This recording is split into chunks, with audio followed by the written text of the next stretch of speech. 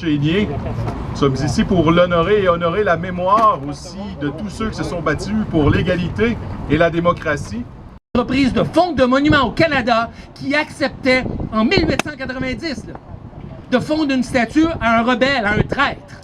C'était littéralement un intouchable parce qu'il avait défendu sa patrie.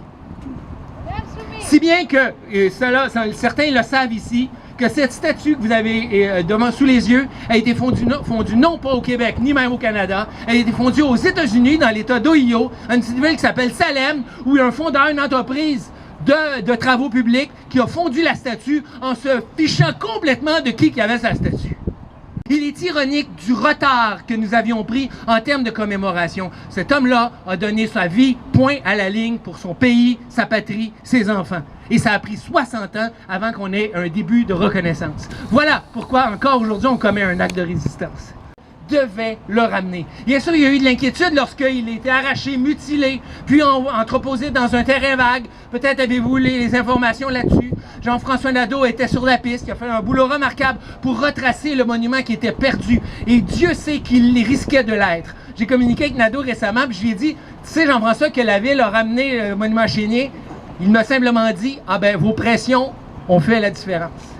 Les pressions ont fait la différence. Bien sûr qu'il y a eu une élection en novembre prochain et puis que notre chère mairesse ne veut pas se mettre d'électeurs à dos, mais saluons néanmoins ce geste. Chénier est de retour chez lui.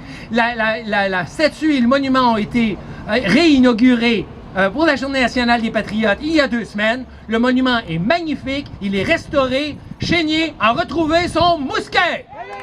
Fierté nationale. Et en 9e place, selon un premier sondage, il y avait Jean-Olivier Chénier, vaguement mort, criblé de balles à Saint-Eustache le 14 décembre 1837.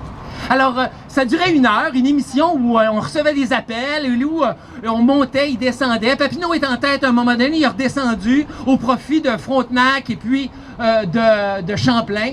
Et puis, c'est pointé au micro devant la foule aux heures de grande écoute, un jeune homme qui est arrivé, qui formait le comité Chénier. Ce jeune homme-là avait une énergie fantastique. Il a immédiatement rappelé les hauts faits d'armes de Chénier. D'abord, ses convictions profondes, son sens du sacrifice, son dévouement, et il a emporté les suffrages. Avant la fin de la soirée, Chénier était passé de la 9e à la 1re place. En 1968, la Société Radio-Canada couronnait Jean-Olivier Chénier, personnage le plus important de notre histoire. Pour se complaire, mais parce que ton nom porte l'espoir. Ton nom, nous le jetons à l'avenir. Nous le jetons à nos enfants, avec toute l'espérance et l'impatience que nous commande ton histoire. Et nous nous exclamons en ta mémoire, vive le Québec libre et nous vaincrons! Ils disent, ah, j'ai entendu la phrase, ça prend pas la tête à Papineau. OK, mais c'est qui Papineau? Malheureusement, des fois, je vois qu'il y a trop de monde qui ne connaît pas Papineau, ou qui ne connaît pas Chénier, ou qui ne connaît pas Delorimier. Alors, c'est de ma façon que je veux raconter l'histoire, tout comme un Falardeau. C'est raconter notre histoire grâce au 7e art. Alors, comme disait Gilles, je te remercie, j'essaye de faire un film sur l'histoire de nos patriotes. Comme Falardeau, et comme aussi un autre qui, malheureusement, j'ai oublié son nom, qui était un autre film, qui était « Quand je partirai, vous vivrez encore », qui avait été quelque temps avant. De qui? Merci, oui. Des petits blancs des fois. Alors, il faut qu'on continue. Et moi, c'est pour ça que ça va faire plus de 6 ans que je travaille. 6 ans d'acharnement, 6 ans de refus de la part de la SODEC, Téléfilm Canada. Mais bon, on va pas se le cacher, on peut pas demander grand-chose au fédéral pour raconter notre histoire et certainement pas sur les patriotes. Politique. Donc nous, on voulait créer un espace où militer. En dehors de ça, on a fait des manifestations. Tout récemment, on a organisé avec la Société Saint-Jean-Baptiste une manifestation sur le français. On a fait une marche pour les patriotes et on va faire quelque chose pour la Saint-Jean qui s'en vient aussi. Donc vous pouvez suivre ça sur Internet comme les jeunes font ça pour s'organiser. Alors mes chers amis, la mémoire est une drôle de bébite. Certains en ont beaucoup pour les choses banales du quotidien. Certains en ont une qui leur fait oublier leur dernier repas. Mais ils se souviennent de tout l'alignement du Canadien en 93 et des points de chaque joueur en série. Mais d'autres comme moi aussi se souviennent des dates, d'événements historiques de tout genre. Mais ensuite, ce qui est difficile à cerner, c'est la mémoire collective. Parce que, avant tout, une des seules manières qu'on peut l'évaluer, c'est comment elle s'inscrit physiquement. À ce titre, Montréal, où la rue Wolfe jouxte à la rue Montcalm, où les monuments à McDonald ou à Nelson toisent du regard de l'Ouest des monuments à Camille Lorrain ou Félix Leclerc, Montréal a l'air pas mal mélangé.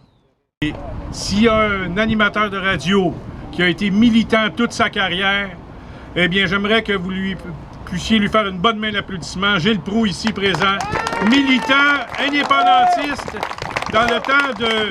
Écoutez, c'est lui avec Louis Denoncourt, hein, Gilles, qui a organisé les premières manifestations à Saint-Denis-sur-Richelieu, où il y avait des milliers et des milliers de personnes.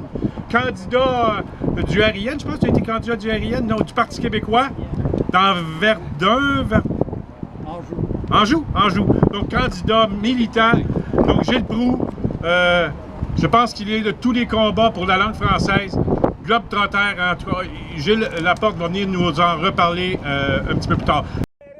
Ah, c'est ça. Émeric Saint-Marseille, mon co-animateur ici à ma gauche, qui est au Journal du Soir tous les soirs, va venir vous le dire. Vraiment, c'est touchant. Est-ce que vous le savez? Est-ce que vous êtes conscient et consciente en ce moment que c'est touchant ce qui se passe? De rendre hommage, de rendre honneur à notre patriote. Tu sais, ça devient un peu anodin, on va célébrer nos patriotes. Non, ce n'est pas anodin, c'est important. Puis, regarde, même les sirènes nous le disent. Donc, je voulais dire merci à tout le monde d'être ici. Bravo aux organisateurs de tous nous réunir. Je voudrais saluer notre présidente de la section Chienier qui se trouve dans le secteur de Saint-Eustache, donc Lucie Gervais, qui s'est déplacée pour être parmi nous. Elle pourrait vraiment vous en parler longtemps de ce patriote. Imaginez que depuis tout ce temps, 5 ans je pense, que nous lui infligions une deuxième mort à ce patriote en le laissant choir dans l'indifférence au milieu d'un entrepôt, telle une vulgaire marchandise. Ce n'est pas une simple statue. Il y a toute une âme à l'intérieur. Rappelons qu'en 1887, comme M. Laporte nous le témoignait, c'est la Société Saint-Jean-Baptiste qui avait mené une campagne de financement populaire afin de diriger une statue pour rendre hommage à ce grand chef patriote, mort en héros en compagnie de ses braves à Saint-Eustache. Oui, je suis ensevelie par le drapeau du Québec, ça va. Quand je mourrai, vous pouvez m'envelopper là-dedans. Donc oui, c'est une très belle idée et je m'engage réellement à faire en sorte qu'il y ait une plaque explicative, parce que c'est un peu mélangeant les dates, là, hein? Les principes de nos institutions, elles doivent être considérées lors des processus décisionnels. Il faut s'en rappeler. Tout ça nous démontre aussi la nécessité de remettre l'emphase sur la conservation, la restauration et la mise en valeur de notre patrimoine. Il est urgent que les élus et les responsables de politique culturelle et patrimoniale se donnent les moyens pour préserver et pour promouvoir nos symboles historiques. On ne peut pas laisser une situation comme celle-ci arriver une autre fois. Nous sommes meilleurs que ça. Nous devons être meilleurs que ça. Ils ont été bons, eux. Elles ont été bonnes. Nous devons être bons pour le patriote chénier. Un modèle de bravoure, de courage, symbole de la résistance et de la liberté. Au point où notre nation a été atteinte d'une terrible maladie. Après la COVID, il y a la maladie de l'indifférence qui nous a atteints. L'indifférence face à tout. L'indifférence qui vous amène que sur vous-même et de penser qu'à vous et non pas au collectif. Alors, voilà justement l'indifférence qui a été manifestée pendant 5 ans en cachant la statue de Jean-Olivier Chénier dans le fond d'une ruelle pour l'empoussiérer et nous faire croire qu'on est en train de la dépoussiérer. Je vous dis que les blaireaux manquent à la ville de Montréal parce que ça prend du temps maudit à dépoussiérer cet homme qui gêne l'histoire actuellement dans la rectitude, c'est-à-dire la nouvelle inquisition des temps modernes au Québec. Dites-vous bien que c'est la rectitude. Pourquoi? Parce qu'au comité des monuments et de la toponymie, il y a une nouvelle génération qui a poussé. La génération des cégepiens peut-être, qui pousse pépère autour de là. Nous, on arrive avec nos nouvelles idées de rafraîchissement. Alors, dans ce cas, la rectitude voudrait, comme nous sommes des pacifistes, quant à moi, les pacifistes sont des naïfs qui ne savent pas que le voisin aiguise ses couteaux pendant qu'il joue aux pacifistes. Ça, c'est dangereux. C'est bien beau le pacifisme en temps de paix, mais le pacifisme doit être éveillé quand tu vois ton voisin qui aiguise ses couteaux. Alors, toujours est-il que dans ce comité de nouveaux membres de la nouvelle génération, il y en a qui ne voulaient pas que Chénier revienne ici. Il y en a qui sont des pacifistes et par conséquent, il était inapproprié d'avoir un monument avec un fusil. J'ai même entendu une descendante du chevalier de Lorimier, pour lequel le mouvement national et québécois m'a remis son prix en 92, dont je suis fier. Une descendante de la famille dire à un téléjournal, nous, les armes, nous, les monuments qui illustrent la chicane, nous, on est des pacifistes et on ne devrait pas avoir des monuments avec des armes. C'est le seul monument qu'on a au Québec où il y a un gars qui a levé l'arme et qui s'est battu pour prendre rendez-vous avec la mort pour faire valoir ce que nous devons être. Alors vous voyez l'aliénation et l'indifférence, comment cette terrible maladie a gagné des âmes parmi les nôtres, à tel point où on n'est plus capable. Et mon ami Gilles, ce grand historien qui n'a pas peur de parler des patriotes de la Nouvelle-France et de l'histoire du Canada-Québec, tout comme Lacourcière, tout comme Marcel Tessier, ces gens-là sont repoussés du décor, on ne les consulte plus. On va prendre un machin chouette qui est fraîchement diplômé de l'UQAM, peut-être, de l'Université de Montréal, ou pourquoi pas de McGill, et là, on va lui faire faire l'histoire qu'on enseigne par bride dans notre ministère de l'Éducation, qui est devenu un ministère de l'ignorance. Et le gouvernement du Québec, qui est une coalition, ne nous représente pas tant bien que ça. Le gouvernement du Québec est une coalition dans laquelle coalition il y a des éléments rébarbatifs à l'affirmation du Québec. Legault a beau sortir de son torse des belles phrases, le premier ministre qui parle le plus mauvais français dans l'histoire, en passant, ça on ne le dit pas, on ne le note pas parce qu'il est aimé, mais qui nous sortent des belles phrases autonomistes, mais pour ne jamais aller plus loin et mettre du concret, de poser l'action après le verbe. Ça s'appelle un nationalisme verni, ce à quoi on nous a habitués. Alors, Jean Chénier, comme je disais, aurait pu s'embourgeoiser.